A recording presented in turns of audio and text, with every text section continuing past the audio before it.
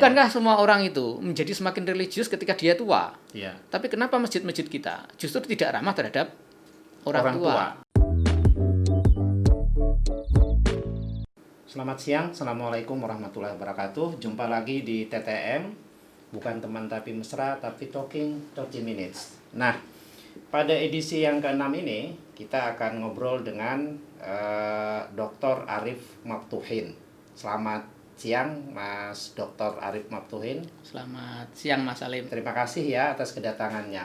Nah, Dr. Arif Maftuhin ini menyelesaikan S1 di UIN Wali Songo di Solo, kemudian S2-nya di University of Washington di jurusan Hubungan Internasional, dan S3-nya di UIN Sunan Kalijaga. Dan sekarang beliau adalah pengajar di Fakultas Dakwah UIN Sunan Kalijaga. Nah, Pak Arif ini juga seorang yang memiliki perhatian besar di dalam isu disabilitas. Ya, jadi bukan hanya dalam konteks kajian, tetapi juga terlibat di dalam banyak kegiatan-kegiatan advokasi pelayanan terhadap kalangan difabel. Nah, baru-baru ini dia menerbitkan buku ini ya, judulnya Islam dan Disabilitas dari Teks ke Konteks. Nah, hari ini kita ingin membicarakan buku ini, apa sih isinya kira-kira, apa tujuannya, dan di mana menariknya. Nah, Pak Arif, saya akan mulai ya. Jadi katanya di sini disebut buku ini judulnya Islam dan Disabilitas dari Teks dan ke Konteks. Lalu di belakangnya itu ada tulisan bahwa buku ini dapat disebut sebagai buku pertama dalam bahasa Indonesia yang membincang lebih lengkap tentang relasi Islam dan disabilitas. Ya. Nah, mungkin dalam secara singkat mungkin bisa dijelaskan isi buku ini kira-kira dan kenapa dia bisa disebut sebagai buku pertama dalam isu Islam dan disabilitas itu. Ya, jadi kalau kita cek di Google, ya, entah itu Google Scholar atau Google Book begitu, kita bisa tahu bahwa tidak banyak orang menulis tentang Islam dan disabilitas itu. Jadi ada beberapa buku yang mungkin kalau kita lihat ya referensi dalam bahasa Inggris begitu, yang secara umum berbicara tentang Islam dan disabilitas gitu. Nah, dari segi itu saya mengatakan, oh ya, kalau dalam bahasa Indonesia ada enggak kira-kira? Dalam bahasa Indonesia nyaris tidak ada, Mas. Buku dalam bentuk buku ya. Ya, buku yang secara komprehensif gitu ya.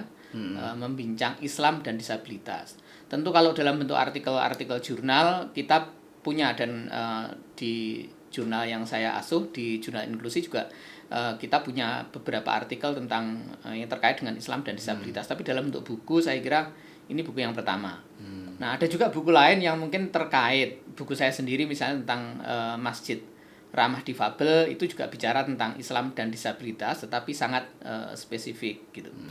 Demikian juga bukunya PBNO yang diterbitkan beberapa waktu yang lalu, itu ada fikih penguatan penyandang disabilitas gitu.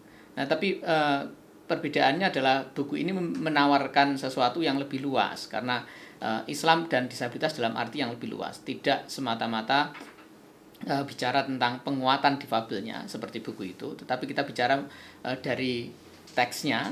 Kita bicara tentang, di situ ada tulisan tentang bagaimana Islam yang melalui teks Al-Quran bicara tentang disabilitas, ada teks fikihnya gitu.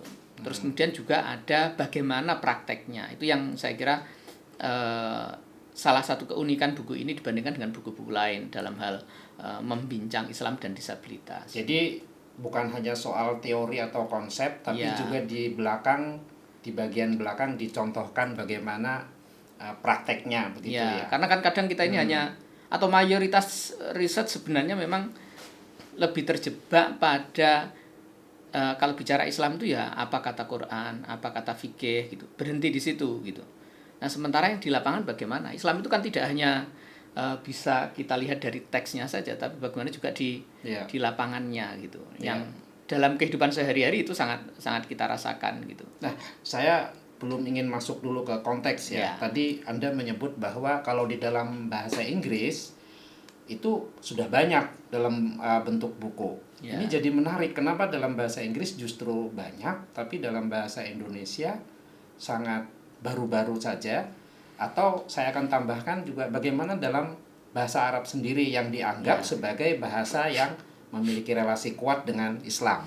Ada sih dalam beberapa, kenapa bahasa Inggris mungkin karena memang akses kita kita itu akses publikasi mungkin lebih terbuka dengan literatur dalam bahasa Inggris ya, karena artinya kalau kita dalam bahasa Inggris itu bisa lewat Google, nanti koleksi Google yang di-crawl oleh Google lebih banyak, kemudian juga akses ke buku-buku ilegal juga lebih mudah lewat yang dalam bahasa Inggris gitu kan. Nah terus kemudian apakah ada dalam bahasa Arab? Nah saya ketemunya di Arab itu kebanyakan bukan dalam bentuk buku yang ke pasar begini ya. Ada beberapa disertasi misalnya, itu memang ada misalnya Al-Islam wa Zawil Islam wa Zawil I'aqah atau Zawil I'aqah fil Islam misalnya gitu ya, orang-orang i'aqah itu atau penyandang disabilitas dalam Islam ada memang. Kemudian juga ada fikih saya lupa namanya, tapi fikih al-muawwakin, fikul muawwakin atau apa saya lupa. Tapi itu juga disertasi yang bicara tentang hukum-hukum fikih terkait dengan ibadahnya orang-orang difabel misalnya gitu. Ya, tapi sekali lagi itu umumnya kalau yang dalam literatur Arab saya lihat baru dalam versi tesis disertasi begitu. Artinya memang sebagai sebuah wacana akademik ya perkembangannya relatif lambat sebenarnya relatif lambat dan tidak banyak penulisnya. Kalau saya lihat di literatur itu juga penulisnya itu saja sebenarnya. Misalnya kalau tadi dalam literatur Inggris yang paling produktif itu ada dosen di Leiden namanya Muhammad Ghali misalnya. Ya dia saja gitu kalau kita. Tapi mereka juga sampai pada level praktek enggak? Enggak. Nah. Jadi Ghali ini kebanyakan dia mengkaji meneliti teks-teks, baik teks fikih atau teks buku pandangan ulama semacam fikihnya orang sekarang begitu. Tapi tidak sampai ke bagaimana prakteknya gitu. Nah, oke, saya ingin bertanya lebih lanjut Mas ya. Kenapa Islam ya? Apakah ada satu asumsi bahwa ini menghalangi gerakan itu atau bagaimana, kenapa jadi Islam gitu misalnya? Kalau kita kan sebenarnya alasan praktis saja bahwa kebetulan kita ini saya pribadi latar belakangnya pendidikannya kajian Islam gitu. Terus kemudian kebetulan juga isu Islam dan isu disabilitas itu saya kenal lewat NU gitu. Jadi sekitar tahun 2001 waktu saya jadi sekretaris Mabarot PWNU waktu itu, kita dapat proyek kerjasama dengan Dria Manunggal, salah satu organisasi advokasi hak difabel itu di Jogja, yang memperkenalkan saya dengan dunia advokasi disabilitas. Nah kebetulan saya juga lewat NU dan pertanyaan-pertanyaan pertama yang muncul waktu itu adalah kaitannya dengan kok kita sepertinya di NU ini misalnya tidak terlalu mikir ya hak-hak teman-teman difabel ini. Kalau kita misalnya bicara Masjid NU misalnya, nanti kalau kita ngomongin yang tingkat konteks tingkat konteks itu, wah Masjid NU itu banyak yang tidak ramah difabel. Kalau mau wudhu saja itu tunanetra pasti akan berjuang melewati kolamnya itu ya. Kita kan kalau dari toilet ke wudhu itu selalu ada kolam. Nah itu berat sekali bagi tunanetra atau bagi pengguna kursi roda malah mungkin tidak aksesibel sama sekali. Waktu itu kita menemukan bahwa dalam komunitas kita, karena waktu itu isunya adalah inklusi teman-teman difabel dalam komunitas NU gitu. Ada banyak sekali ternyata hambatan gitu yang muncul dari pandangan-pandangan keagamaan kita itu gitu.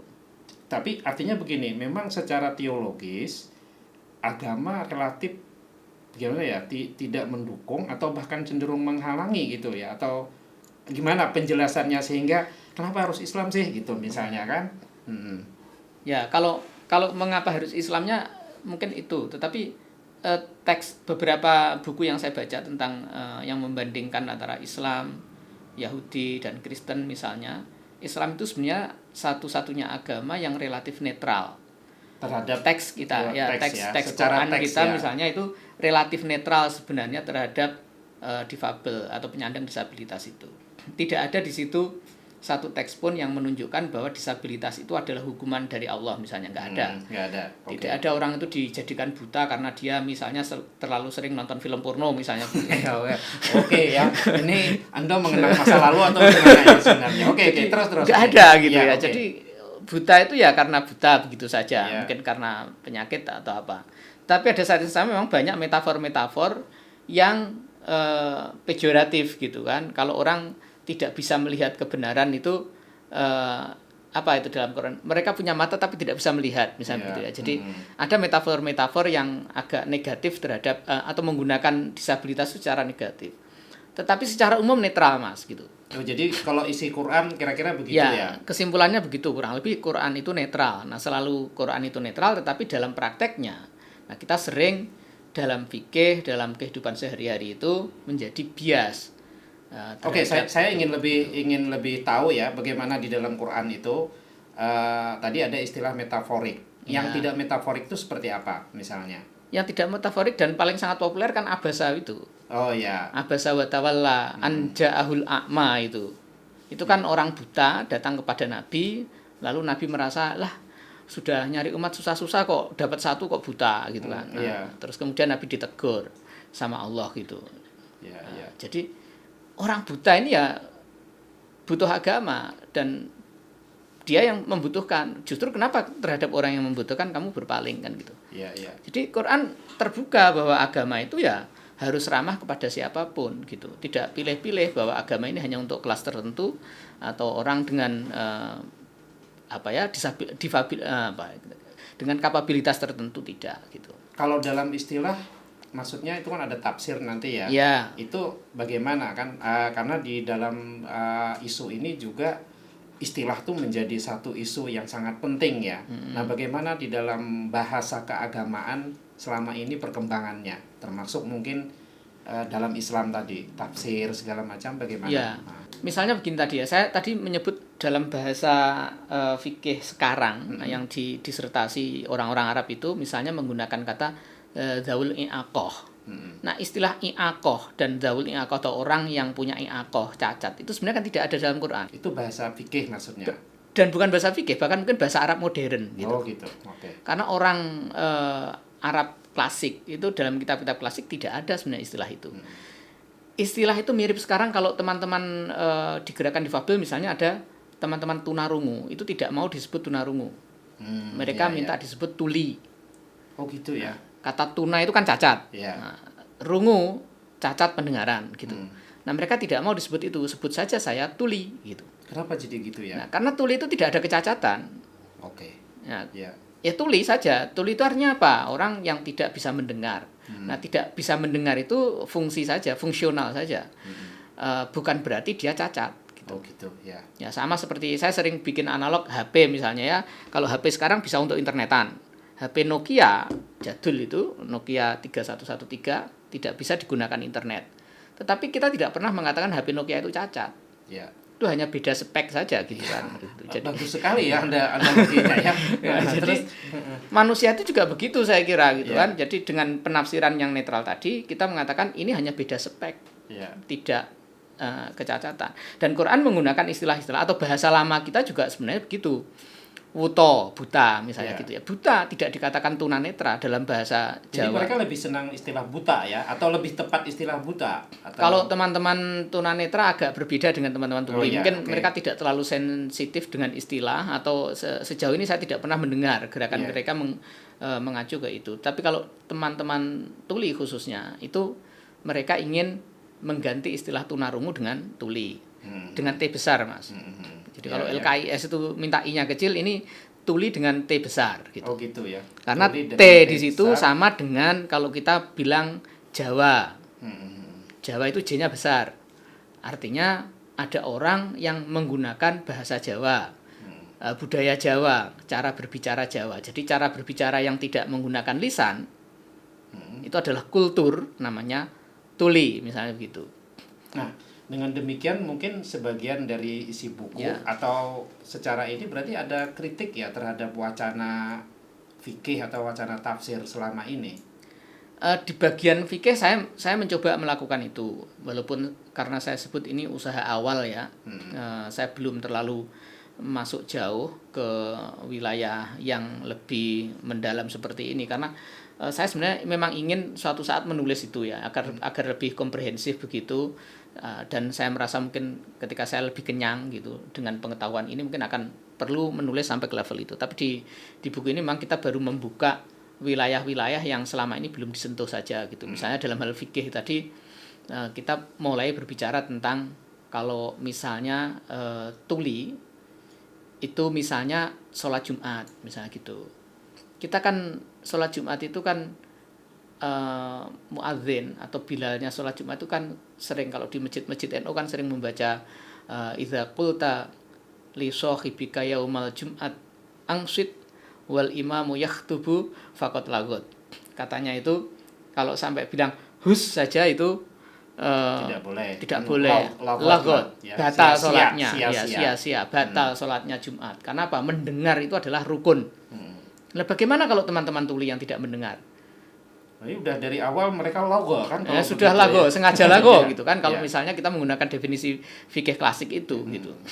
Nah, sementara dalam pendekatan ini kita ingin mengatakan merekanya tidak lagot. Yang lagot itu atau yang lalai itu sebenarnya adalah kita, masyarakat yang tidak menyediakan khutbah dalam bahasa mereka gitu. Bahasa isyarat misalnya gitu. Nah, karena itulah di UIN kita mengawali itu, kalau di UIN kita bikin khutbah itu ada 2 mimbar, yang satu mimbar khutbah bahasa manusia lain gitu, yang bahasa manusia biasa, dan ada khutbah yang menggunakan bahasa tuli gitu.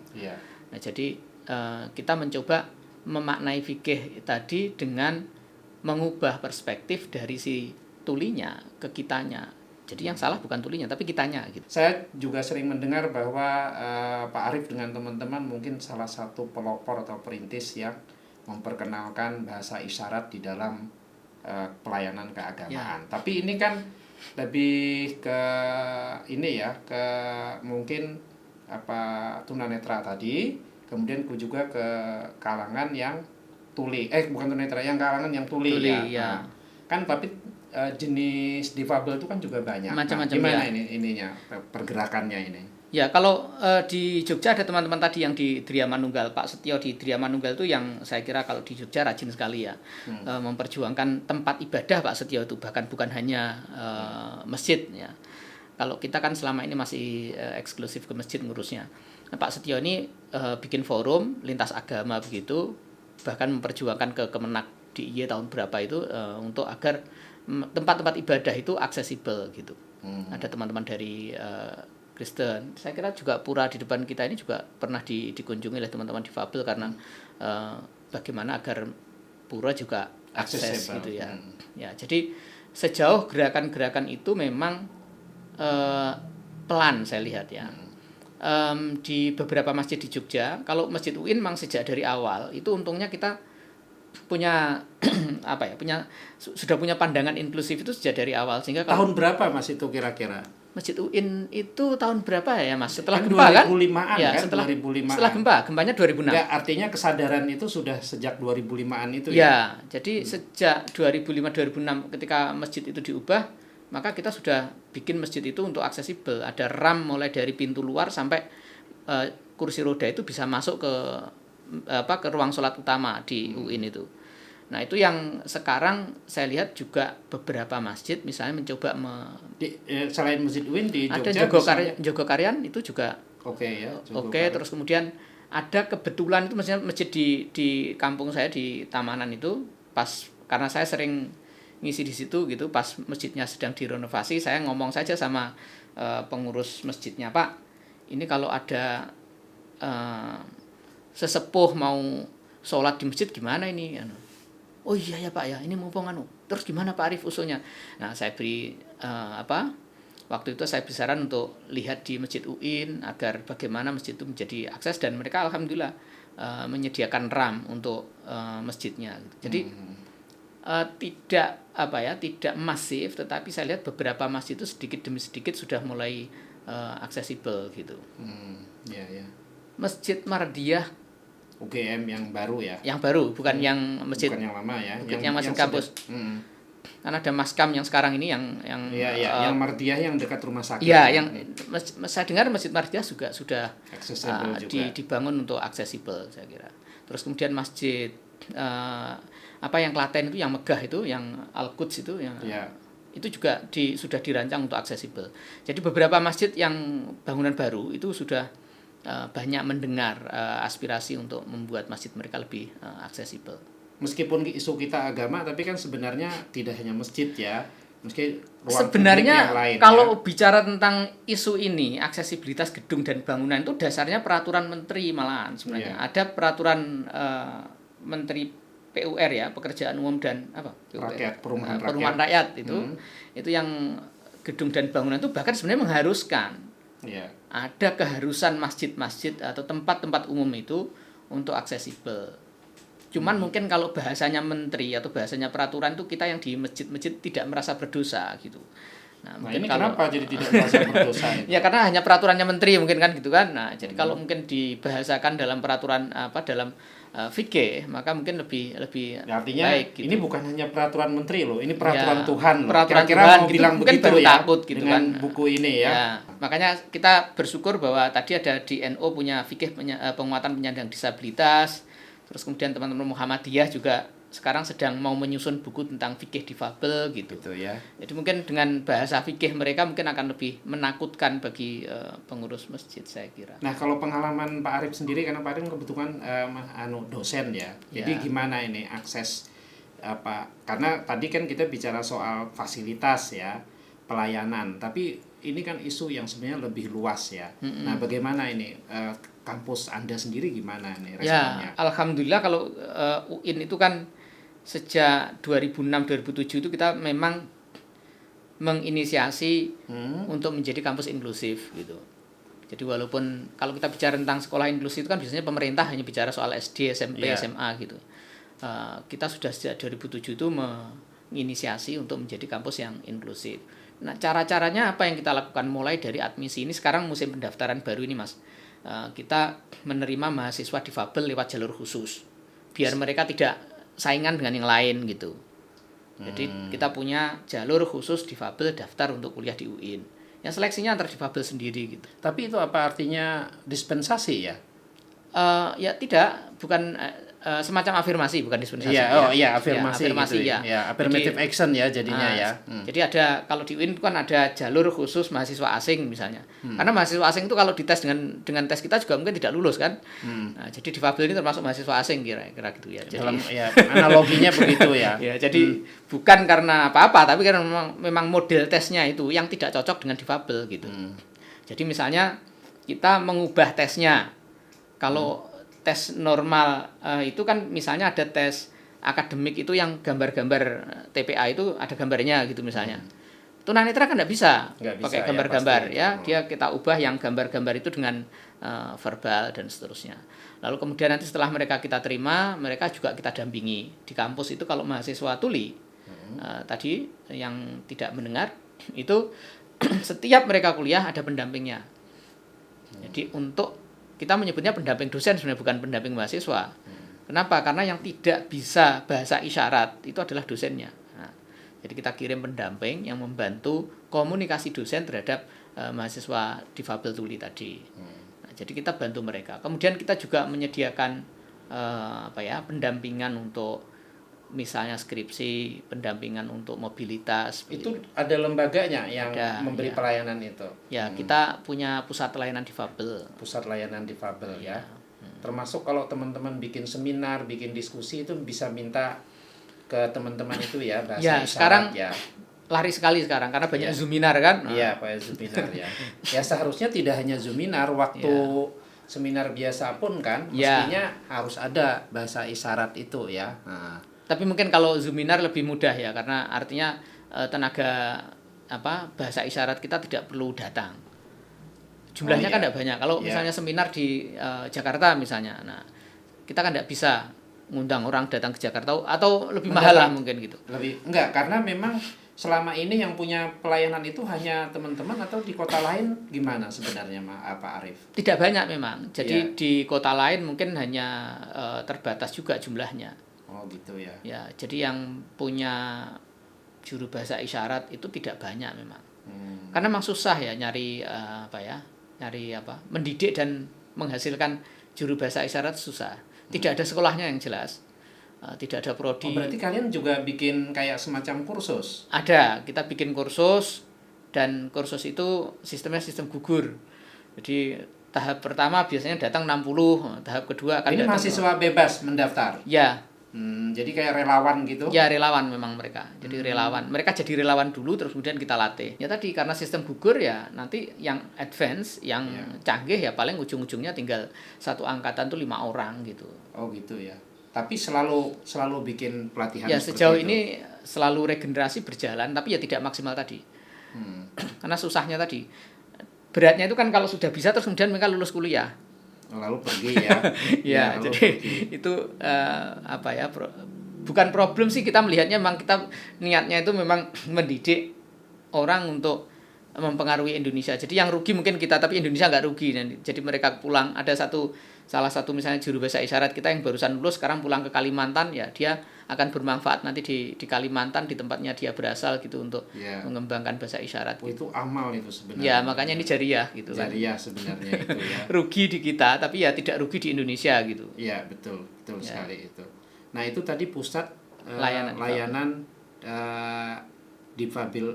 disabilitas atau difabel? Kita menyebutnya difabel. Difabel ya. Ya. Jadi pilihan teman-teman istilahnya difabel ya. Nah ini kan juga banyak istilah Mas, tolong dijelaskan ini. Karena ini kan untuk orang teman-teman kan kadang-kadang apalagi bingung. judul kita itu Islam dan disabilitas ya. Iya. Jadi ada macam-macam lah. Mungkin bisa di trayeknya gimana sih istilah ini dan lalu keputusan atau menurut Anda istilah yang lebih kena itu apa kira-kira itu? Jadi dulu istilah umum yang dipakai penyandang cacat. Ya. Sudah itu kita tinggalkan lah. Dulu aku ingat sekali namanya waktu kecil tuh YPAC ya, Yayasan Penyandang Anak Cacat gitu ya. Nah, itu kita tinggalkan lah. Istilah itu sudah tidak dipakai lagi oleh siapapun. Nah, kemudian undang-undang itu menggunakan istilah penyandang disabilitas. Penyandang disabilitas. Nah, disabilitas itu kan sebenarnya adalah kecacatan. Disability itu ya sama dengan kecacatan. Tapi mungkin agar lebih halus. Jadi itu penghalusan kalau menurut saya dengan mengganti kecacatan dengan penyandang disabilitas.